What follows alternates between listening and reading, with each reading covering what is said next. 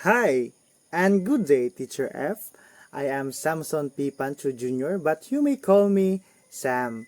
I am 25 years old and from Batuan, Bohol. Today, I want to share an object that represents not only who I am, but also my purpose, goals, and principles in life. The object I chose is this: a compass.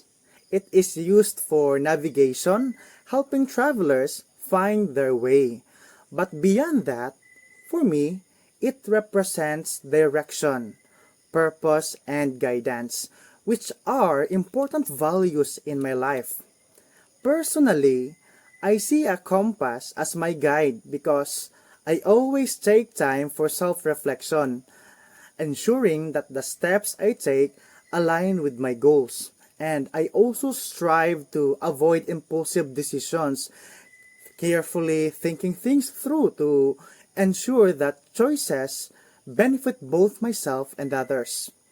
Like a compass that always points north, I aim to stay optimistic despite life's adversities. And I believe that this mindset helps me remain resilient, reflective, and grounded in my values.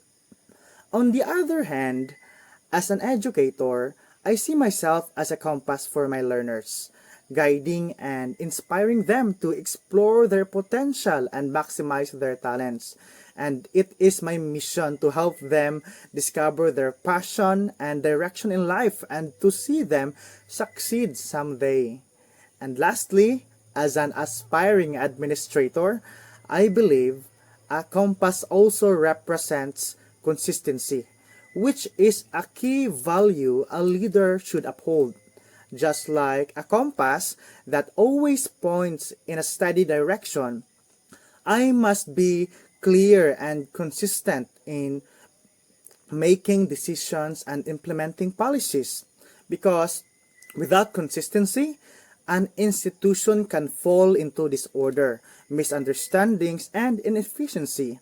That's why I value stability and clarity, ensuring that every step taken leads to real progress.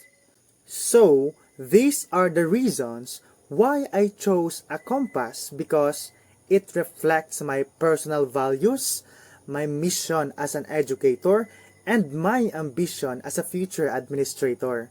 And as I move forward in this journey, I hope to be a guiding force for others, just like a compass, always showing the way. Again, this is Sam, and thank you so much.